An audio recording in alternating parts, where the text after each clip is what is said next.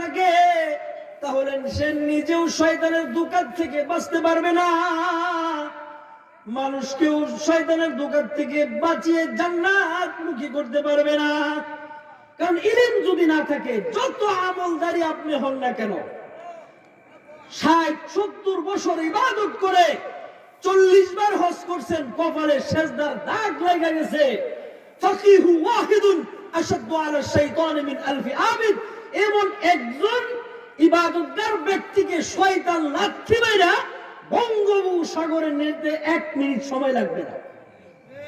হ্যাঁ, ইলম ছাড়া পীর, ইলম ছাড়া মৌলবী ইবাদতগারকে শয়তান বিপথে পরিচালিত করার জন্য 40 বছরের আপনি ইবাদতগার আলেম, আপনাকে গোমরাহ করতে শয়তানের 1 মিনিট লাগবে না।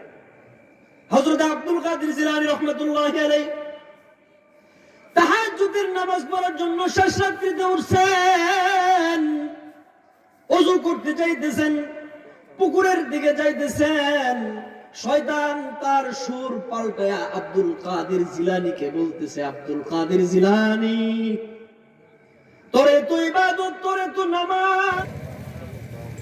তো আব্দুল কাদের জিলানী রাহমাতুল্লাহি আলাইহি তিনি শেষ রাত্রিতে তাহাজ্জুদের নামাজ পড়ার জন্য পুকুরে ওযু করতে যান।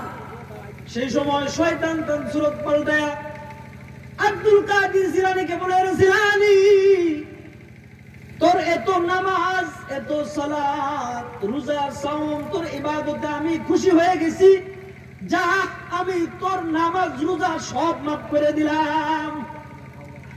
আব্দুল কাদের জিলানী একজন মুহাক্কিক আলেম ছিলেন, সাথে সাথে বলে নিলেন, লা ইলাহা আস্তাগফিরুল্লাহ আস্তাগফিরুল্লাহ রাব্বি মিন কুল্লি যামবিন ওয়া আতুবু ইলাইহি। শয়তান চলে গেল। আমাদের সামনে যদি এইরকম কোন আওয়াজে বলে, আমরা তো মনে করবো অদৃশ্য থেকে আল্লাহ গায়বে আওয়াজ দিতেন, আমার নামাজ রোজা সব শেষ। আব্দুল কাদের জিলানী চিন্তা করে, লা সাহমাতুল ইসলামি লিমান লা সালাতা লা, মুসলমান যার ভিতরে নামাজ নাই, ইসলামের সাথে তার কোনো সম্পর্ক নাই। বুখারীর বর্ণনা এসেছে হাদিস, যার ভিতরে নামাজ নাই তার ভিতরে কি নাই ভাই? কারণ নামাজ আউয়ালু মা ইউহাসিবু বিল আবদু ইয়াউমাল কিয়ামাতিস সালাত। ময়দানে মাহশরে সর্বপ্রথম আল্লাহ তাআলা নামাজের হিসাব নেবেন। শয়তান কত বড় বজ্জাত, সে নামাজ মাফ করে দেয়, রোজা মাফ করে দেয়। মান সামা ইয়াউমাল ইবতিগাই ওয়াজহিল্লাহ বা'দাহু আল্লাহু মিন জাহান্নামা কাবুদু গুরাবিন তাইরিন ওয়া হুয়া ফারখুন হাত্তা মা তাহরামা। একটা রোজার কারণে, কোন রোজাদার যদি রোজা রাখে, একটা রোজার কারণে রোজাদারের কাছ থেকে জাহান্নাম অত দূরে চলে যাবে।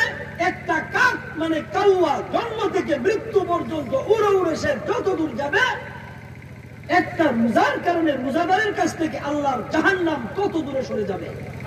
একটা কাকের হায়াত আছে কত বছর? একটা কাউয়ার হায়াত আছে 1000 বছর। আমরা হায়াতের গড় কত? নবীজি বলছেন, আমার উম্মতি বাইনা 60 আও 70, 60 থেকে 70 এর মাঝামাঝি। এর বেশি যদি 80, 90, 100 কেউ পাওয়া যান, এটা বোনাস।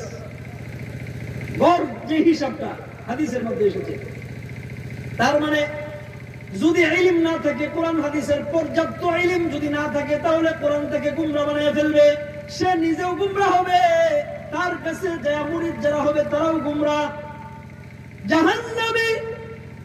কারণ তার মধ্যে ইলম নাই। ইলম ছাড়া পীর আর মিষ্টি ছাড়া ক্ষীর বরাবর। বুঝাইতে পারছি? ইলম ছাড়া পীর আর গুড় ছাড়া ক্ষীর, বুঝছেন? ক্ষীর বুঝেন তো? অন্তত মসজিদে শুক্রবারে যেটা নতুন গাভীর বাচ্চা হইলে যেটা আনে, গুড় দিয়ে আনে না? গুড় ছাড়া যদি লবণ দিয়ে আনে ভালো লাগবো? তাইলে ইলম ছাড়া পীর আর গুড় ছাড়া ক্ষীর বরাবর। 2 নাম্বার গুণ, যিনি হক্কানি পীর নিজেকে দাবি করবে, সে আর একজন হক্কানি পীর থেকে ইজাজত প্রাপ্ত হতে হবে। 3 নাম্বার, যিনি হক্কানি পীর হবেন, তার নামের আগে 32টা 42টা টাইটেল থাকবে না।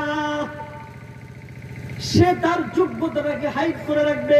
সে সাধারণভাবে চোরাটাকে স্বচ্ছন্দবোধ মনে করবে, যার আছে সে কিন্তু